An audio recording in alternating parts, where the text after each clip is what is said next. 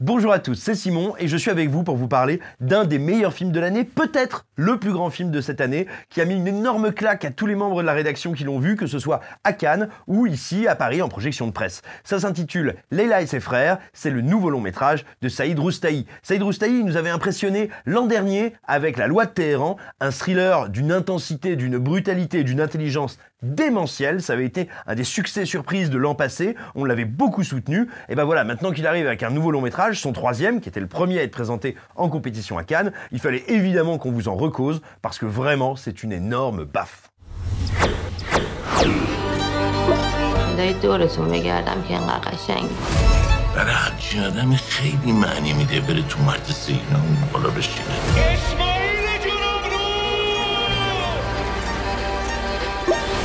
Et pour l'aborder et pour bien vous montrer tout ce qui nous a impressionné lorsqu'on l'a visionné, on a envie un petit peu de le comparer à un très grand classique de l'histoire du cinéma. C'est rien moins que Le Parrain de Francis Ford Coppola. Pourquoi est-ce qu'on compare ces deux œuvres? Eh bien, sur le papier, ça n'a pas grand-chose à voir. Le film de Francis Ford Coppola est un film de gangster, un film de mafieux, on va dire même le maître étalon du genre, tandis que le film de Saïd Roustahi suit l'évolution d'une famille iranienne sur une période donnée. Ce qui les rapproche, c'est que ce sont deux films qui vont utiliser le genre et le subvertir pour arriver à leur fin et arriver au grandiose. Je m'explique. Coppola, en fait, c'est pas lui qui voulait faire Le Parrain. Le Parrain, c'est l'adaptation d'un roman à succès, d'un best-seller de Mario Puzo, et il se trouve que un studio veut absolument l'adapter. Et donc, on va faire une commande vers Coppola, qui dans un premier temps, et même dans pas mal de temps, refuse. Jusqu'au moment où il réalise, il comprend qu'en fait, l'histoire de Mario Puzo, cette véritable histoire de gangster, ça va être pour lui l'occasion, l'opportunité de parler d'une chose qui l'intéresse, à savoir la famille, mais surtout, à travers même la famille, de parler de l'Amérique et de faire un portrait de son pays. Et c'est donc ce qu'il va faire, il va y aller en pirate et il va littéralement subvertir tout ce qui était les codes de l'époque et du coup créer une nouvelle forme, créer un nouveau type de récit qui en réalité n'est pas du tout un film de gangster parce que, il faut encore une fois le redire, Le Parrain, ça n'est pas un vrai film de mafia, c'est une tragédie grecque, une tragédie familiale, déguisée en film de mafia. Même une tragédie qui se base, on va dire, sur la structure d'un certain type de tragédie, les tragédies cornéliennes. En gros, il y a deux structures basiques, je vous le dis très vite. La tragédie racinienne, où en gros, avant que la pièce commence, il s'est passé 15 milliards de trucs, et quand la pièce commence, c'est juste avant, on va dire, le dernier crantage dans l'horreur. Et à l'inverse, la tragédie cornélienne, qui est un peu le Michael Bay de la pièce en alexandrin. Non, je ne plaisante pas. C'est-à-dire une pièce comme le Cid. Regardez tout ce qui se passe dans le Cid. Il se passe 3 milliards de trucs. Et ben justement, Coppola va s'inspirer de ces constructions-là, enfin de cette construction en particulier, pour la mettre derrière, on va dire, les apparats du film de gangster. Eh bien, Saïd Roustahi, avec Leila et ses frères, il va faire rigoureusement la même chose. Sur le papier, vous avez affaire à un drame social, un drame familial, un drame iranien. Il y a des codes inhérents au cinéma iranien, si vous regardez la bande-annonce, que vous allez peut-être, sans doute, reconnaître, identifier si vous en êtes familier. Et pourtant, Leila et ses frères, ce n'est pas ça du tout, ou plutôt, c'est beaucoup plus que ça. L'histoire nous met donc face à une femme, Leila, qui va sur sa quarantaine, qui a passé toute sa vie à aider, soutenir, voire s'occuper de son père, de ses frères, et à être tout simplement celle qui était en soutien dans la famille. Une famille qui a vécu des heures compliquées parce que on est à une époque où l'Iran souffre notamment de sanctions internationales qui pèsent économiquement et qui font que pour une famille comme la sienne, dans les secteurs d'activité qui sont les siens, ça je vous laisse découvrir dans le film, et tout simplement c'est très complexe de réussir à exister et à survivre. Et donc cette famille qui est à la fois très rassemblée et en même temps toujours sur le point de se désunir, eh bien elle tient un peu grâce à Leila. Il se trouve que Leila, elle en a un chouïa marre et qu'elle va commencer à élaborer un plan. Voilà, vous avez tous les ingrédients du drame familial, du drame social, etc. Mais non, pas du tout. Saïd Roustahi va travailler ça comme un motif beaucoup plus ample, beaucoup plus grand, qui parle aussi bien de nos relations intrafamiliales que du statut de la femme en Iran à un moment donné, mais aussi du dépassement de chacun et, encore une fois, d'une vraie tragédie où on va s'affronter à fleur et moucheté, où on va organiser plein de choses, c'est-à-dire plein de tensions qui à un moment vont exploser.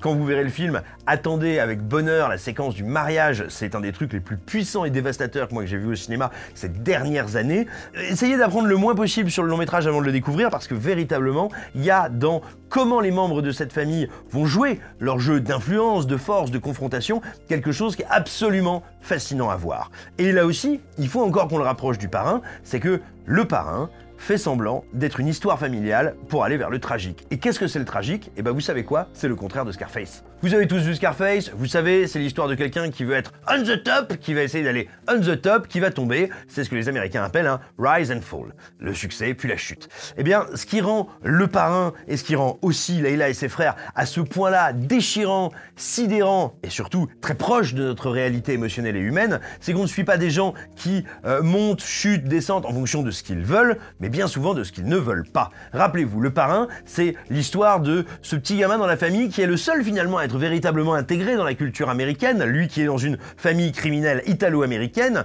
eh ben, il a fait des études, il est allé faire la guerre, bref, il est un pur citoyen américain qui n'aspire pas le moins du monde à devenir un criminel. Le film commence d'ailleurs par une séquence de mariage où lui est terriblement embêté, il est, on va dire, socialement honteux, notre héros joué par Al Pacino, parce qu'il ne veut pas être en fait de cette famille, et alors que lui fait tout pour s'en échapper, c'est lui qui devra reprendre le flambeau, et c'est lui qui devra porter la flamme meurtrière, terrible, sanglante, et tragique de son héritage familial, au prix de détruire absolument tous les membres de sa famille. Et ben voilà, le fait de nous raconter l'histoire de gens qui accèdent au pouvoir ou ratent le pouvoir, non pas en fonction de ce qu'ils veulent, mais en fonction de ce qu'ils ne veulent pas et ce qu'ils cherchent par-dessus tout à éviter, ça c'est ce qui fait de Leila et ses frères un très très grand récit. Parce qu'on n'est pas juste là pour voir la tentative d'accéder au pouvoir ou à l'autonomie ou à l'indépendance de Leila, on n'est pas uniquement là pour essayer de voir lequel des frères ou lesquels des frères seront les plus intelligents, les plus machiavéliques. Non, on est aussi là pour voir en quoi les dynamiques internes à cette famille, mais internes à toutes nos familles en vrai, à tout groupe social,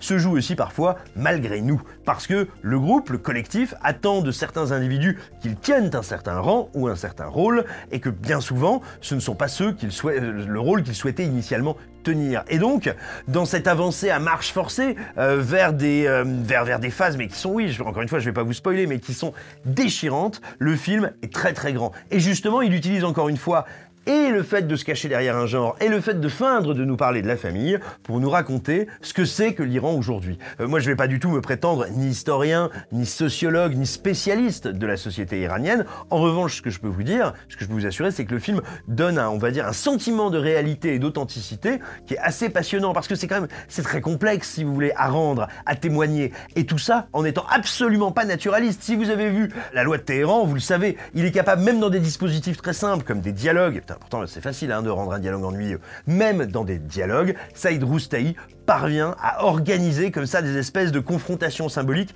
qui sont sidérantes. D'ailleurs, si vous avez vu La Loi de Téhéran, sachez que les deux comédiens principaux de ce précédent long métrage sont aussi dans Leila et ses frères et qu'ils sont déments, absolument dément. Enfin, toujours pour vous donner envie d'aller le voir, je crois que vous êtes assez nombreux parmi les gens qui nous écoutaient à suivre la série Succession de HBO avec Brian Cox entre autres.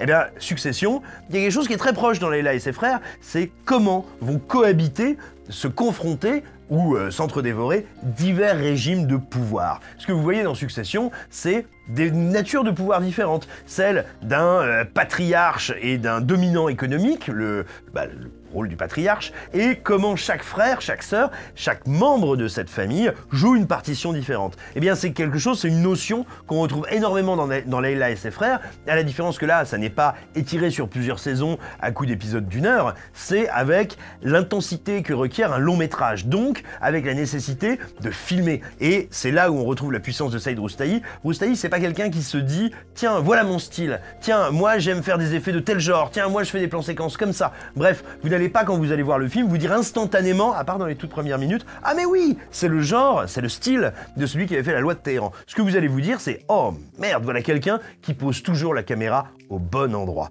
Et ça, c'est une école de justesse, de précision, qui est très très très impressionnante, parce qu'on sent bien que le metteur en scène, Roustahi, n'est pas là pour dire « Hey, tu as reconnu ma patte d'artiste ?» mais pour dire « Moi, ma patte d'artiste, c'est d'être toujours au bon endroit et au bon moment pour que l'intensité, l'incandescence de mes protagonistes éclate à l'écran. » Et ça, du coup, ça fait que même les plus anodines des séquences deviennent extrêmement impressionnantes.